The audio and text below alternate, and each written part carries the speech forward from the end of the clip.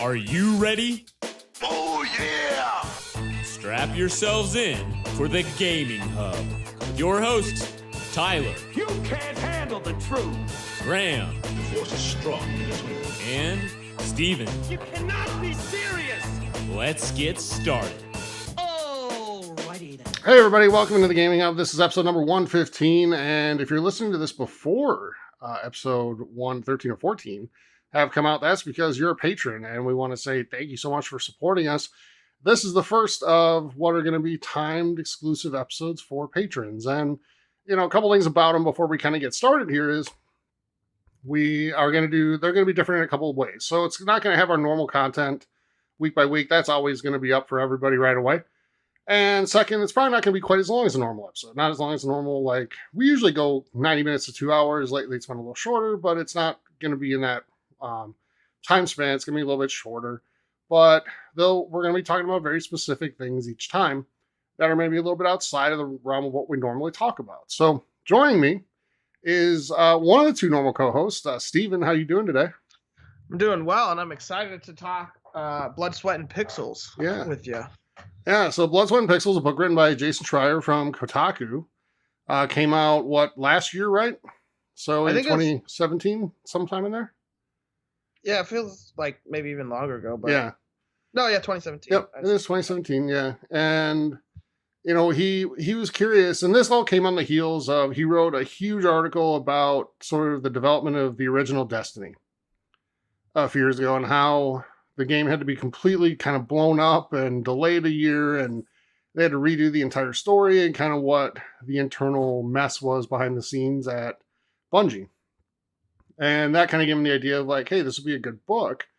So he went out, and each chapter is about a different game in terms of it being built. So kind of cool for somebody like me who, I don't know a lot about code and all that stuff, to kind of see the inner workings of a game being made. And, Steven, you have more background in it than I do, so you'll be able to help fill in some of those gaps. But before real quick, before we get started, I just want to say thanks to Blake in our community for kind of turning us on to this book. Brought it up, said you guys have to read it. We ordered it, read it, and here we are now wanting to talk about it in a special episode. So thank you. That we both enjoyed it that much. All right. So Steve, I want to go to you. What were your just thoughts on the book as a whole? It was very entertaining and also very informative. There was a lot of things that you just didn't know about in the game industry that you learned by reading this book. Mm-hmm. But most of all, because informational books, like, I'm thinking textbooks, like, they can be boring, but this book is anything but. It keeps you, or not on the edge of your seat, but it just makes you want to continue reading. I pumped it out in 3 days. Reading like an hour and a half every night. And honestly, if I didn't get tired, I probably would have read for longer on the first few days. Yeah, and it's not super long. It's about, 270 pages, a little longer than that. Yeah. So, it's not a super daunting read or anything. And, like Steve said, his writing style makes it a really quick and easy read. But still really informative at the same time. So, that that's my initial take too, is it's just very well done. And it's very accessible to a lot of different types of people. So, all right, I want to get into, we're each going to talk about a couple of our favorite chapters / games that he discussed. And I want to start with Steven here. So talk about kind of what one of your favorites was. Tell us a little bit about the game and what made that chapter really impactful for you. Yeah, so if you don't know, I'm a big RPG fan. So naturally, I'd gravitate towards the chapters that talked about RPG, in which case there were 3 of them. So I'm going to talk about the first chapter of the book, which is Pillars of Eternity, a game I've had in my backlog for a long, long, long time. And I bought it again just recently on the Xbox sale, and I'm going to play it this time on PC. I've watched people play it. I've known about it forever. I just haven't had a chance. And it was just a really good chapter talking about a game that kind of brought back the isometric RPG genre, basic, like the Baldur's Gates. Obsidian was the company that distributed the Baldur's Gate games. Actually, I think they made them.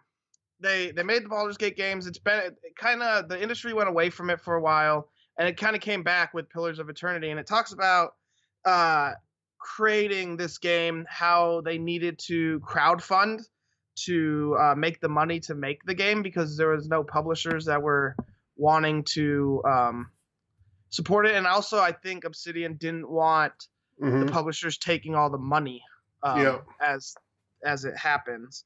And so they set a goal of 1.1 million, and they Fergus Urquhart, I hope I pronounced that right. He's got a tough name. The CEO of Obsidian just didn't want to crowdfund. He was worried it might be embarrassing or whatever, but Josh Sawyer and Adam Brenecki, again, hopefully I pronounced those right, kind of convinced him right around the time, because they were working on Stick of Truth, and so like after that they didn't have any projects, so they needed one, and they had a project called Stormlands that was getting shot down, and so they had to come up with a new game, so they decided to crowdfund for this game called Pillars of Eternity, and they set a goal of 1.1 million, and they ended up hitting 3.9 million, so which was an insane amount of money on Kickstarter at the time. And they promised 150 maps and 2 big cities. And the maps are basically like every time you change screens, like each one of those, you go into a dungeon or whatever, each of those is like a map. So they had 150 of them. It was a massive game and came out to critical acclaim when it came out in 2015 and sold 700,000 units, not including the Kickstarter backers, because all of them got, if they supported at a certain tier, they got the game. And it basically enabled them to create a second game, which just came out like 6 months ago. So it was a very entertaining read. Loved learning about it. I love to see that isometric RPG genre brought back, and they were basically the first ones to do it. So, and this was the first chapter in the book, right? And yes, and it kicked off sort of a theme that we saw along the way. And we're going to talk about general themes in the book towards the end, but this one, Steve, we didn't talk about before the show, but kind of the idea that almost every single one of these chapters, outside of like Uncharted and maybe another one, started with, we're going to make the type of game we've always wanted to make, and that's kind of where this started. And I remember too, when I was reading that chapter, like how nervous they were for their crowdfunding numbers to come in. Oh yeah. Like they would just sit there like refresh all day, basically. Yeah, well, as soon as they launched it, they when they hit the refresh the first time, they had like $800 already, like 2 seconds after it went live, and by the end of the day, they had like 700,000 or 800,000. So there was no work done. They said that in that chapter. There was no work being done that day. They just were sitting there pressing F5 on their keyboards. Yep, and that wasn't the case for another game later in the book, where it took a long time for their Kickstarter to take off. Yeah. And they had to go to PAX and like put on a thing, and then they got some exposure, and all of a sudden it just blew up on them. But for Pillars of Eternity, it kind of took off right away. So other than that, like what trials, tribulations throughout the cycle kind of stood out to you and made that chapter, one of your favorites? I mean, again, it could just be because I love RPGs, so that's the reason I went with it. But there was a lot of like bug fixing, and the amount of like crunch time they needed to get the game done on time. The whole like they promised 2 cities if they hit 3.5 million. They promised to add a second city, and they were like, by the end they're like, well, we actually didn't need to do this. This was more work because the first city was gigantic in and of itself, and now we have to make a second city. And they were worried about how many months that would take and if they would be able to get the game out in time because of having to make that second city. And I mean, they did after a couple delays, as again, every other game in the book had, and we'll talk about that later. But it was kind of like being the first chapter. It's the first one that like really shows you how much crunch is actually needed. And that's a term throughout the book. And what that means is basically they stay up till 3 a.m. They work from 10 or 9 a.m. to 3 a.m. the next night and sleep in their office and do that for the last 3 months to try to get the game out on time, at that a working game out. And that's what I mean when I say crunch. and just the amount of like that's being the first chapter. Like I didn't fully understand crunch. I heard the term, Yeah, but I same. didn't understand it until reading. And we saw that it's not just like prior to the game releasing, right? And we saw that it's prior to E3 and prior Yes. to a new trailer coming out and prior to whatever, or a beta. Beta was another big one. So, excuse me, these folks like give up a ton of time of their personal lives to do it. And I know people out there like, well, they're getting to do something amazing. I would too, but it has a cost to it, right? And that's why you see so many people, like, as soon as the game's done, what do? They leave. They're out of they're gone. They quit and walk away. And we saw that in a few different scenarios in the book, where as soon as they finished a massive project, they hung on long enough to get DLC going in the right direction, and then they were basically gone. And went on what they called like extended sabbaticals or something, but ended up not coming back. And then they start like their own independent studio. But yeah, that takes a toll. But anything else you want to say on Pillars? No, that's it. Okay. Pillars. So my my first one is Stardew Valley. And you know, Stardew Valley isn't even totally my type of game, but this chapter just really stuck out to me.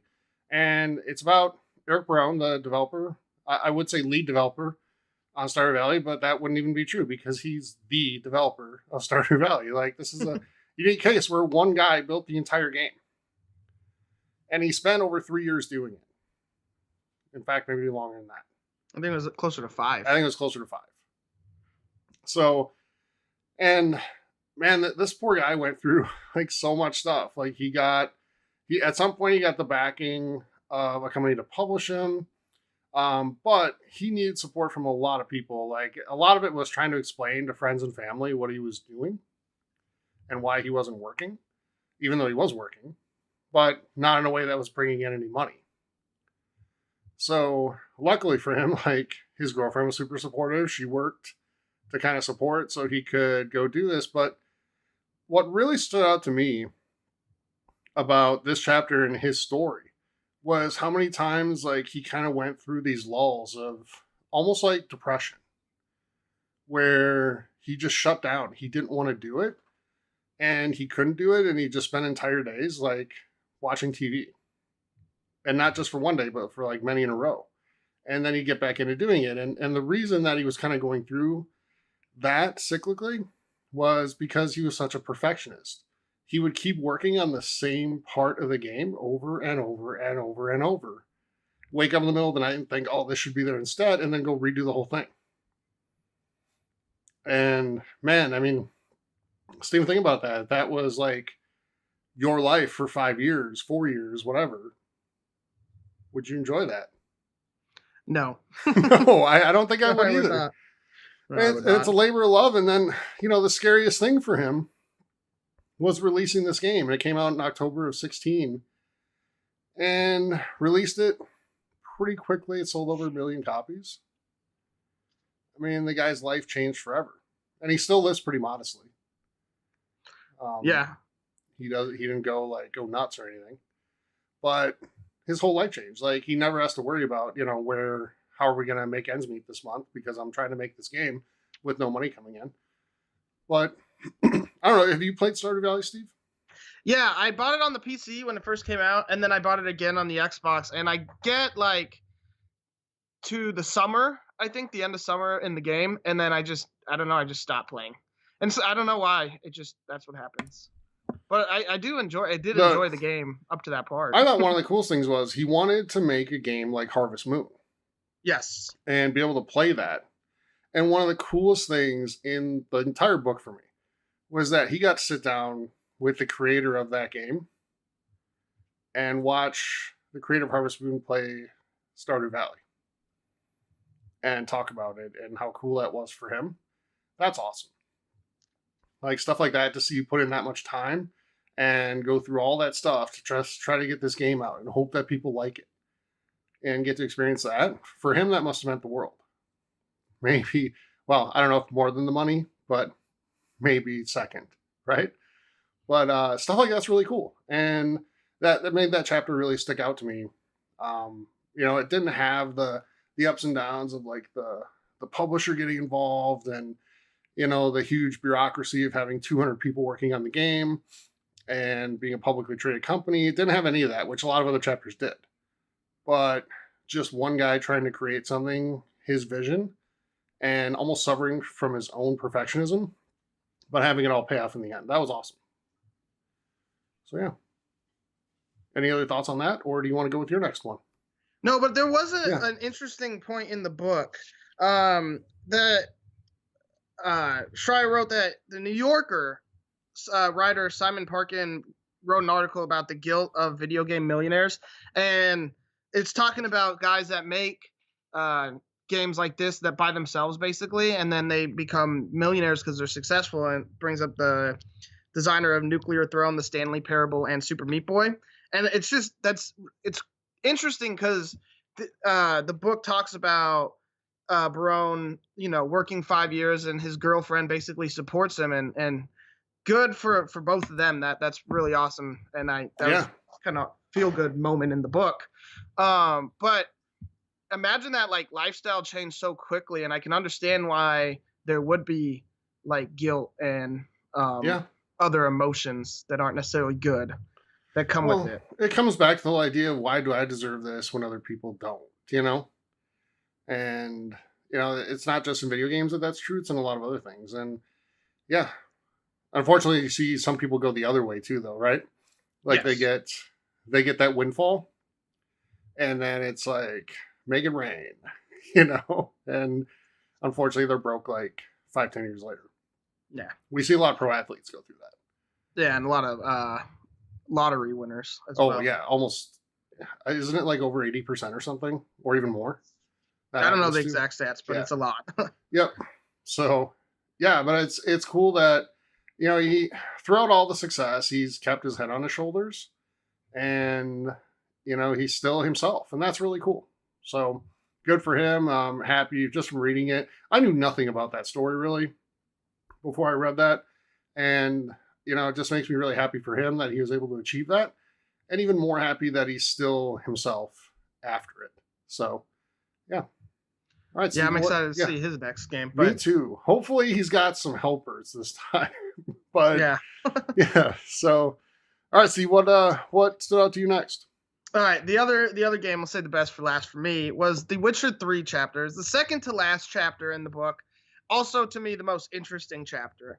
The Witcher 3 was a phenomenal game when it came out back 2 years ago in 2016.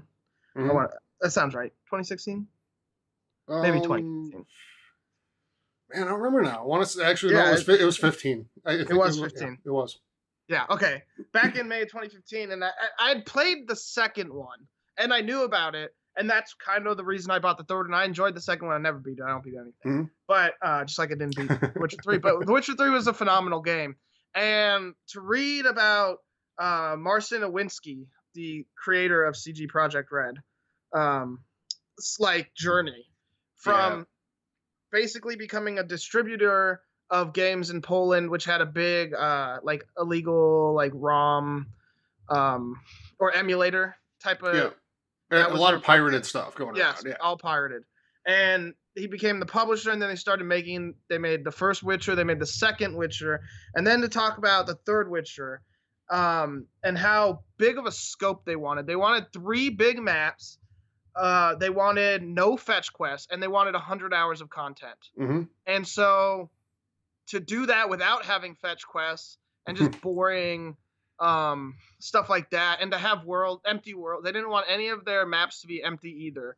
That was a huge scope they were going after, and they ended up with closer to 200 hours, and even more if you took your time, of content in a world that really didn't. I'm trying to think back on my play sessions of The Witcher 3, and I probably put 80 hours into the game if I never beat it, and I don't remember a single quest that was like, oh, this is boring. All of them were fun. Including Gwent, which they didn't talk about in the book, and that made me sad because Gwent was super addicting, and I don't know why. I wish Schreier would have asked him about that, who came up with that card game. Yeah. But most of the stuff in the Witcher chapter was about just how big they wanted to make the game and how they were really worried about hitting that content limit they needed. Well, they dramatically overshot what they wanted in content. Oh yeah. It was almost double the time, Yep. of playing the game. But what really stuck out for me here was that, in their endeavor to not have fetch quests, they wanted each quest to be meaningful, and they actually wanted a lot of them to have like morality choices. Like, there was one where it's like, this guy, his wife and child were missing, and you go to find them, and then it turns out that he was like abusive, right? And he was beating his wife or something. Yeah, minor spoilers, but the Bloody Baron quest line at the beginning is just, it's insanely big. I've played it through twice, going both sides, and it's in depth, and there is not a black and white choice like a lot of other games. Like Fallout, you can kind of infer which choice is the right one and which one is the evil one. But in this game, you couldn't, because there was nuance, and nuance in video games is hard. And The Witcher 3 did a really good job of being nuanced. Yeah, video games don't do the flawed hero very well. Like, it's usually just super good guy and bad guys, right? And they've gotten better at the flawed hero lately, like this generation and parts of last. But for the most part, video games have always been like super good guy, like, Mario, and saving the princess and stuff like that.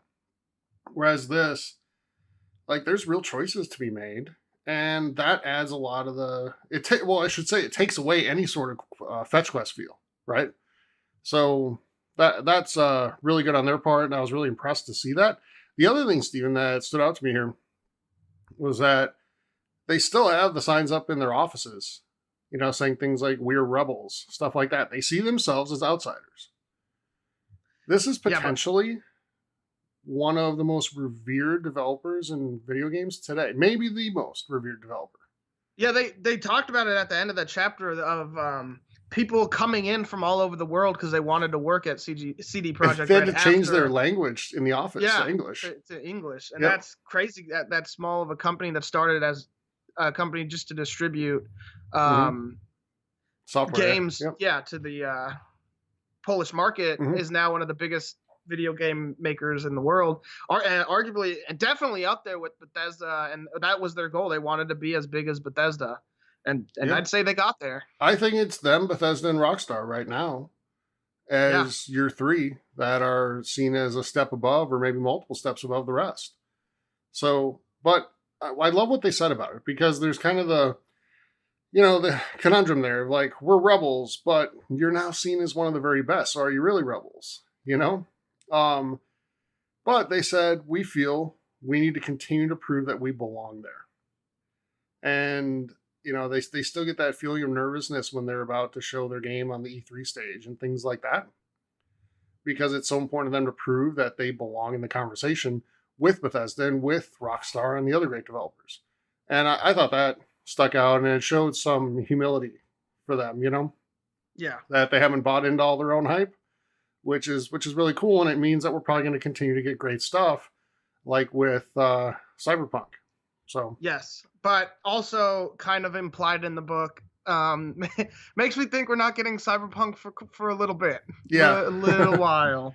It's not anytime soon, because games of that scope have to go through immense amounts of playtesting to get the bugs out. And they mentioned that part too, is just, there's 200 hours of content. That's a lot of places where bugs, or a lot of potential for bugs, and you have to find as many as you can, and that's a lot of time needed to find those bugs. Yeah, and they basically said the game's going to release with bugs. It's going to have them. Yes. They're looking for the game-breaking stuff to take care of that. Yep. And there's going to be little things in there, especially in those massive, huge games, right? So, yeah. All right, so my last one is a game that, Steven, you and I have spent time on, at least the second one. This chapter is about the first Destiny, though. And it kind of centered around how everything went completely upside down for Bungie about a year before the game actually launched. So Bungie, for those of you who don't know, was supposed to release the original Destiny in 2014. And that, or what? No, was it 13? No, it was 14 because it came out in 15. Yeah. Yes. So it was supposed to come out in 14, didn't. It got delayed because of the massive, just the story was so convoluted. According to people at the executive levels there, they couldn't understand what it was about. So they had to basically go rewrite the entire thing, and I think that resulted in a lot of the story issues that we saw throughout the game. And by story issues, I mean lack of story.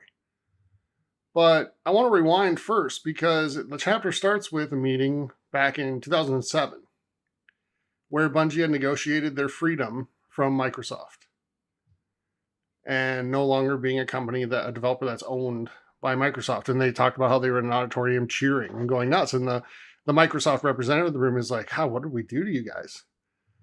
Were we really that bad to you? And then I remember he said, kind of careful what you wish for. And then they made the deal. Bungie made the deal with Activision as they were prepping to make Destiny. And the pressures, I think, from Activision resulted in some of this stuff too, because they had like a map for them of like, you're going to release the Destiny proper in this year, and then more content the next year, and then Destiny 2 the year after that, et cetera, et cetera.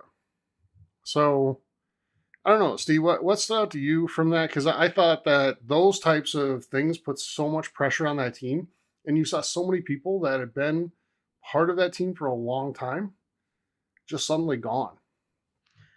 Yeah, I didn't actually think it made Activision look that bad. No, I didn't think either. They just overshot how much was reasonable to expect, because they created a whole new genre basically of game on the consoles, which was that combined world shooter / faux MMO type of thing, and it takes a minute to get that right, and by minute I mean years, to like try to figure out exactly what's fun. And then you have to put a story, and they wanted the story to be as big as like the Lord of the Rings and Star Wars, or up there with that, or even Halo. And so they just kind of overshot expectations. I thought Activision did a good job at like allowing Bungie to delay their game so many times. They did. Because what did they delay? Like 3 or 4 times? Yeah, something like that. It was a bunch. Seemed like the only thing that I had an issue with Activision was the whole Marty O'Donnell scandal. I don't know how to call it a scandal, but they kind of did him dirty, and then Bungie ended up. They made Bungie look bad, or Schreier kind of made Bungie look a little bad in this chapter. Yeah, a little bit.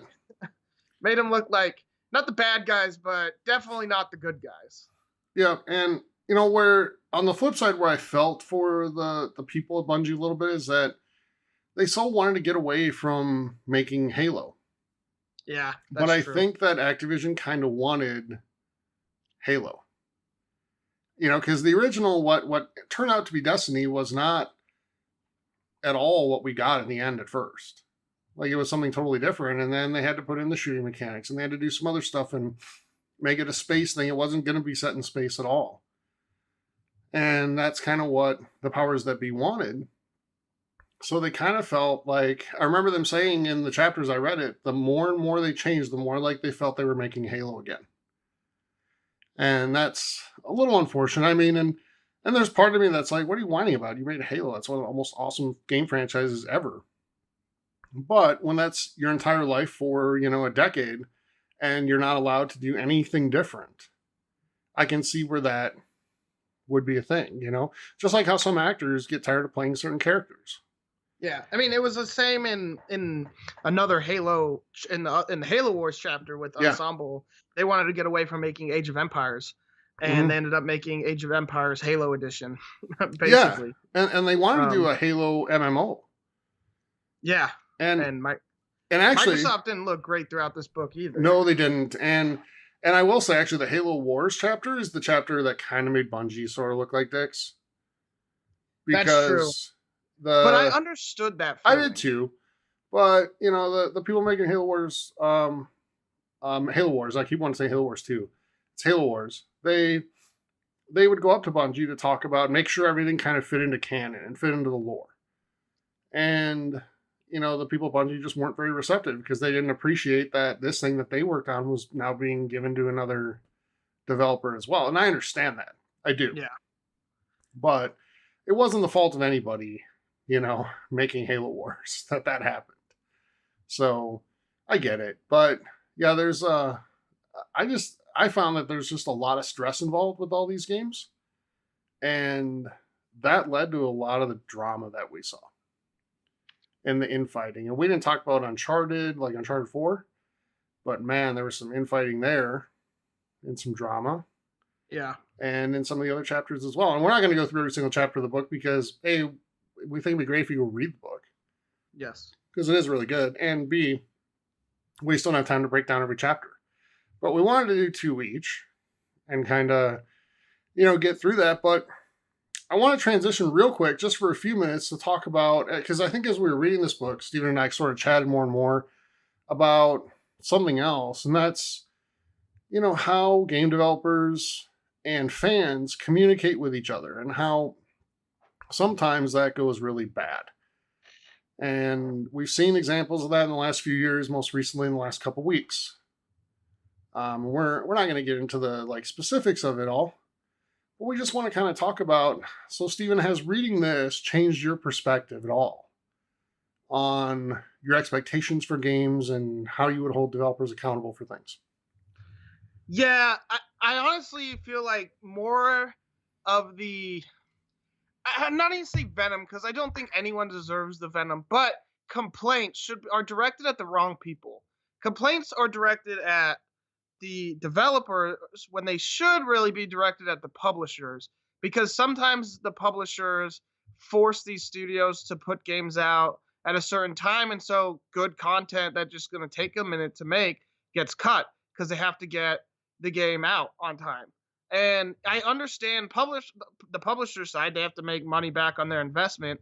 But yeah, it does, because development is not easy. This does not just it does not take a month or 2 months or a year to develop a good game. It takes a few years at the least, and a lot of money and a lot of man hours from a lot of people to make these games. And so, yeah, I think we need to cut these guys some slack and gals. But that was another thing for a different day. Yeah. But we need to cut them some slack because they work their butts off. They do. And there was one chapter of the book that they were in crunch mode for 6 months. Yes. Which was a long time. And just constantly working to get the best product out there. And it really sucks when people are like, this game's garbage, I'm never playing it again. Just as soon as it comes out. And that's the feedback they get. And that's kind of crappy.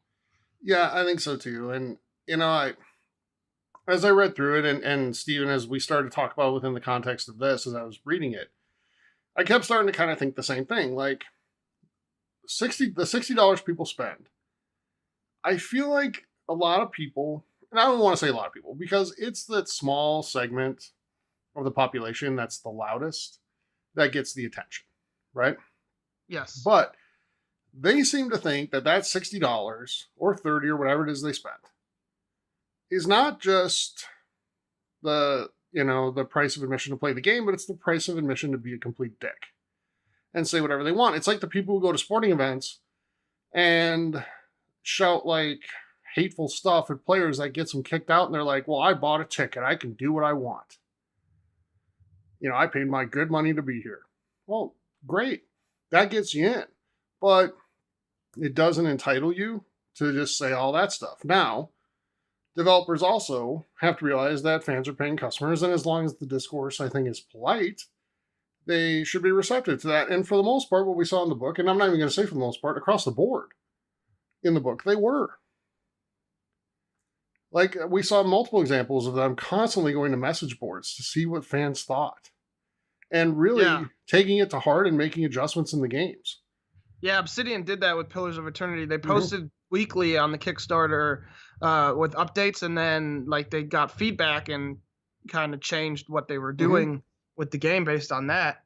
And that's awesome. And I do like the idea of less publisher involvement and more developer involvement, because I think it leads to better games. Mm-hmm. Now, we talked about every single game in this book was delayed at least once, and Yes. probably multiple times. So you and I both like our sports games. Those don't get delayed. Those are coming out one way or the other on a certain date, whether it's in August or September, and in March for MLB. But you go to the EA message boards for EA Sports, and you read on these sports threads, and man, it is so toxic and so nasty. Those games don't get to be delayed. Yeah, they're going to come out with bugs every year. And I get that the argument's there of you don't have to put out a game every year. You could just put out, a roster update every other year and just release a proper game every 2 years. Sure. But again, these are businesses. And as long as we spend $60 a year every year, why would they do that? Yeah, and more with Ultimate Team. So Yeah. And Ultimate Team's the big driver there, because what are you going to do? After a year, you're going to erase everybody's Ultimate Team stuff on that game? That would create an uproar. So, that they make over $700 million a year on digital purchases from Ultimate Team. That's insane. But, yeah, and what do you think about that? Because you like your sports games too. Like, that's honestly, Steven, outside of like the big stories of like the true morons that get a bunch of attention, the sports games are where I see it the most. So just constant like venom, and you guys are just shills, and all you do is just put out the same game every year, and you don't care about your fans, and blah blah blah blah blah. What do you think about that? Yeah, I wonder what the turnover rate is at those studios. Actually, now that I think about it, because there was another theme of like people getting tired. They spend so much time on a game and they don't want to make it anymore. Mm-hmm. And they want to work on their own stuff. And so if they're all these programmers that program like the NHLs and Maddens, like, do they not get tired of making the same game every year, just with minor bug fixes or improvements across the board? Because like if you look at like Madden from 2007 to 2017, there's a big difference in gameplay. And improvements across the board, but year to year it's small because they only have probably 6 to 8 months to work on the game. Now I don't know when they might start working on like Madden 19 like now, especially now that the game is almost out. Well, Madden 20 because Madden 19, yeah, that's right, yeah. Madden 20 has probably been worked on for a couple months by at least the skeleton team, and as the game gets closer to finish, the next group goes on. And they don't have to take, because the engines, like, you basically are allowed to like reuse a bunch of code that does the same thing, and you can just kind of keep upgrading like the AI pathing and all that. And that's probably what they do for the Madden or all the sports games, is they just keep trying to upgrade and make a better version every year. And I can't fault them for that. And I can't fault them for selling a game when people buy it. Like, why wouldn't you? As a business person, like if I have a product and I keep making minor fixes and you keep buying it for the same price every year, like why wouldn't I do that? It's kind of your own fault if you... Yeah. I mean, I hate to like say that, but if you're the guy that's buying Madden every year and then complaining that you're buying Madden every year, well, that's on you. Yeah, and that's why I personally don't necessarily complain about it, because there's stuff that frustrates me every year, especially in NHL. Yeah. But I bought it, and the only way they're going to change their business practices is if a bunch of people don't. And I mean, and there's proof in that, because the 1 year where they took out EA Sports Hockey League in 15, like they only sold like 200,000 copies of that game. So the next year, guess what? They brought a bunch of stuff back, and they made some gameplay improvements. They did a whole new presentation thing. Or no, the presentation was in 15. But they did a bunch of stuff in 16 because they realized that, hey, we need to win back some trust here. And it did work. But I bought 15 as well. So yes, I bought it. I've bought in every NHL game since like 13, maybe even before that. Yeah. But FIFA this year, I skipped FIFA 18, and I'm probably gonna skip FIFA 19. Why buy those when I can play FIFA 17 and it works just fine? Yeah. And maybe I'll upgrade to 18 when it gets in the vault, but EA hasn't put it in the vault, so who knows? Right? I know. But and we know why, but that's a whole other conversation. But sure. All right. So really what it comes down to is just like, hey, as a gamer, yeah, these developers, they want to hear your feedback. But that doesn't mean you get to go and be a dick and make threats and do all this other stuff. Like, just please don't do that. Like, if we can have a civil conversation, like, that's only going to strengthen the relationship between those two things. And you got to remember, the people that care enough to go and write that stuff, that represents like probably less than 5% of gamers. The vast majority of people never go look at a message board. They just buy the game and have a good time with it. So that's who these developers are really making the game for, is the 70% that don't get involved in any of that drama at all. So, you know, they want to hear your feedback because you're the most passionate players, and that's awesome that you care about it that much. But, you know, it's real people behind the scenes too, and making threats and all that stuff, I think is just a little much. Yeah, and if you like something, maybe, you know, take 5 minutes to send a tweet or an email or something, or go participate on their message boards, letting them know you really like a feature. That way, you know, if they get those messages, they know not to get rid of it, because sometimes it's hard to fix things, or you fix things that you think might be broken even though people might love it. Yeah. Because you just don't have the feedback, and you're hearing from the, you know, the small minority that's screaming at the top of their lungs, and not from the rest of you. So, you know, if you like something, you know, go give it a little review or something, you know, make them feel good. Yeah. And we saw throughout the book too, like there were a few different examples of where they're like, you know, all the stuff, all the letdowns and everything, they really get you down. But then you go to E3 or you put out a trailer and you get all this positive feedback from people, like, this looks awesome, you know? And they're like, that gives us the energy to keep going and keep making the game better, because that's human nature, and they're people just like the rest of us.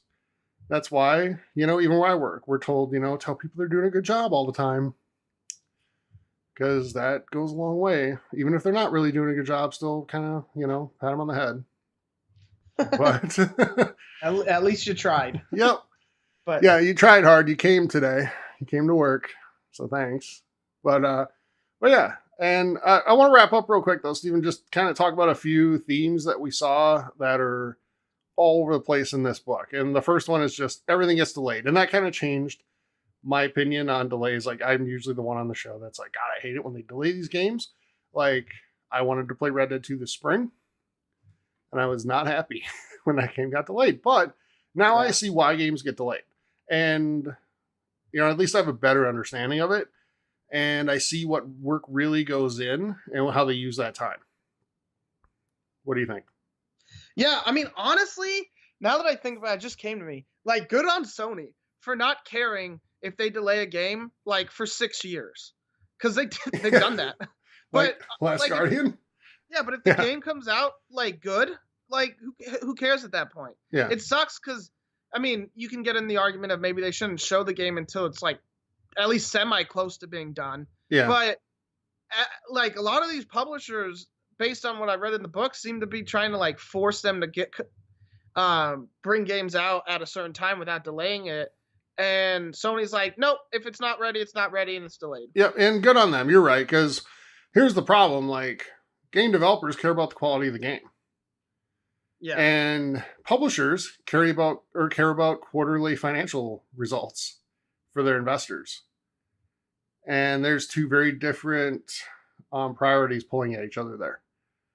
So in the best of, you know, all worlds, it would come out on time and be perfect, but that's not the case. Never is. So, and like, look at Assassin's Creed.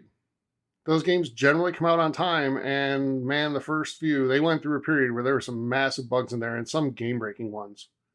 Yeah, Unity could have done with the delay. That was in the book. Yep. Yeah, when they switched over to the yearly release is when they had the problem. Yep.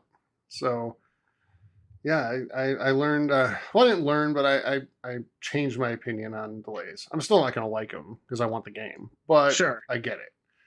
What else? What other themes kind of stood out to you? I mean, besides crunch, which we talked about Hmm. a lot, I'd go with crowdfunding. Yeah. I really like the idea of crowdfunding. There are the cynics that are like, "Oh, you want us to pay for you to make this game," but that to me, when games are crowdfunding, they actually come out. There are cases that where they don't. There was that space game that's been announced like for a long time. I can't think of it right now. Oh, jeez. Sorry, I'm hitting something. Man down over there. Uh, but that space game that was crowdfunded, it's been like 5 years since it started. And it hit massive amounts of success, and the game's still not out yet.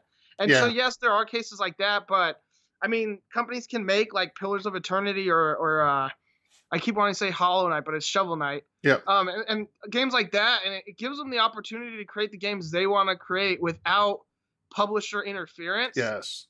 And it also allows a more open communication between fans and the developers because they can develop or they can see how it's going and hear from fan feedback and what fans want to see. That was something else in the Destiny chapter, by the way. You just saying that just made me think of it. How at E3 one year, Activision's kind of stepped in and really made changes to their trailer, put in different music and stuff. Yeah, that was the Marty O'Donnell thing I was talking about. And then there was some major backlash over that, where he called out Activision on Twitter repeatedly, and all that stuff, is supposed to be kept in house. But yeah, I mean that it's the pressures of the developer there. But I think, Steven, that's the crowdfunding thing. I think that's a generational thing.